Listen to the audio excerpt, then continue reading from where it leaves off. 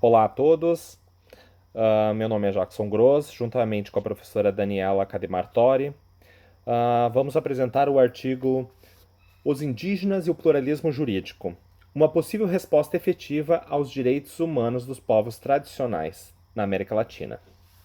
Nós somos vinculados ao programa de pós-graduação em Direito da Universidade La Salle, na cidade de Canoas, no Rio Grande do Sul, aqui no sul do Brasil. E nós discutimos os direitos humanos, o pluralismo jurídico e os povos tradicionais. Este é o nosso tema, que nós acreditamos que o reconhecimento, e eu falo em reconhecimento e não em construção, porque os povos tradicionais já têm suas jurisdições indígenas. Então, cabe ao Estado somente reconhecê-los e respeitá-los. E com isso, nós acreditamos que com essa resposta estatal de reconhecimento dessas jurisdições, traga consigo, a partir desse respeito e desse reconhecimento, toda uma cultura que é subjugada, que é esquecida e que é abafada pela jurisdição estatal branca, assim de se dizer. Então nós trazemos a professora Raquel Irigoyen Fallardo, da PUC do Peru, que trabalha também juntamente com o professor Volkmer, que é um expoente na área do pluralismo jurídico. E para conceituar pluralismo jurídico, que às vezes é uma coisa distante, principalmente para os colegas que não são sul-americanos ou não são americanos, Volkmer considera como pluralismo jurídico a multiplicidade de práticas existentes no mesmo espaço sociopolíticos, interagida por conflitos e consensos, podendo ser ou não oficiais. E tendo sua razão de ser nas necessidades existenciais, materiais e culturais.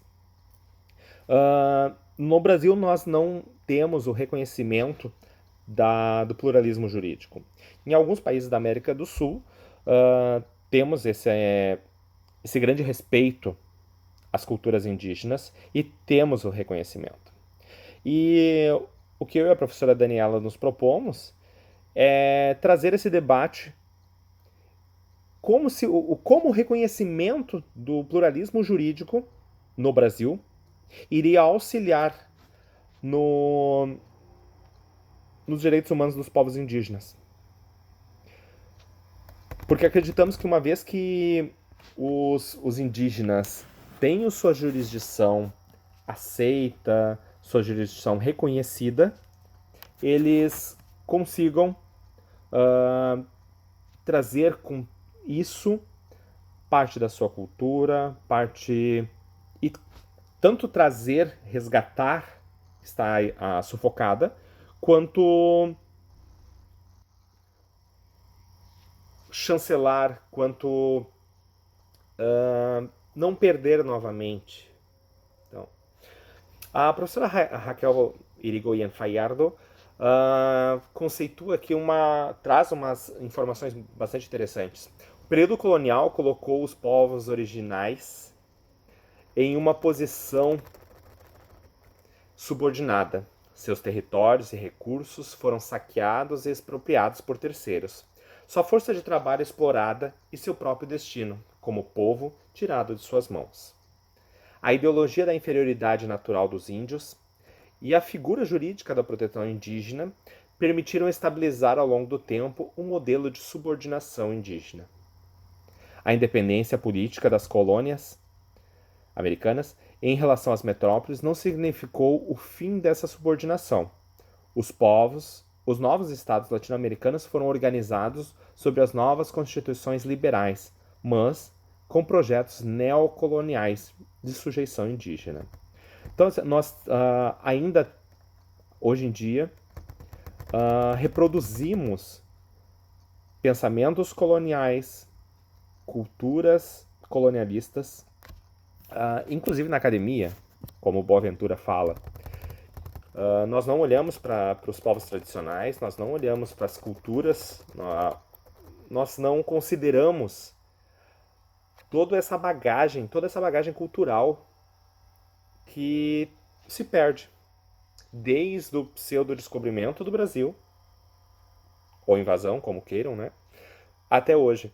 Então, a gente acredita, me encaminhando para o final, nós acreditamos que se o Estado reconhecer o pluralismo jurídico, será um grande avanço para os direitos humanos dos povos indígenas. E quando falamos em direitos humanos, pensamos dentro dos direitos humanos, os direitos culturais. E uma vez resgatando os direitos humanos dos povos indígenas, quanto conhecimento para a nossa população, para as nossas populações, nós não resgataríamos. Então, esse é um artigo que traz mais provocações do que respostas. Aqui também tem uma passagem da Martine Chiberras. Existem mais formas de exclusão que não se veem, mas que se sentem. Outras que se veem, mas que ninguém fala.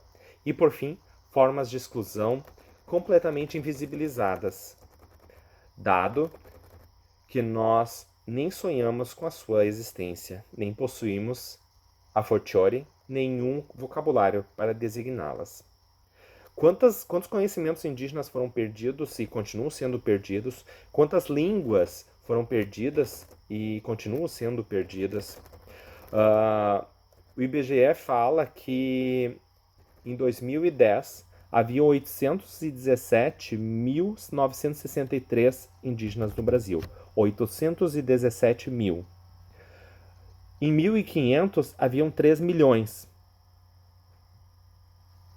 Em praticamente 500 anos de história, temos um terço. Muito menos de um terço dos indígenas. Não chegamos a 1 milhão e tínhamos mais de 3 milhões quando os descobridores chegaram aqui, os navegadores, enfim. Então, quanta cultura, quanto conhecimento esses povos, com a extinção desses povos, com a exterminação desses povos, foram exterminados e foram excluídos das nossas sociedades. Então, assim, esse é um artigo que traz algumas inquietações, e ainda mais nesse período que estamos passando no Brasil, onde as políticas federais são de extensão e extermínio de políticas públicas que defendam indígenas, e nós temos um governo federal extremamente contrário à demarcação, contrário a qualquer direito de minorias, inclusive os povos indígenas. Então, convido a todos a lerem nosso artigo, que será publicado aí na versão total, e nossos contatos aí estão na rede. Obrigado a todos.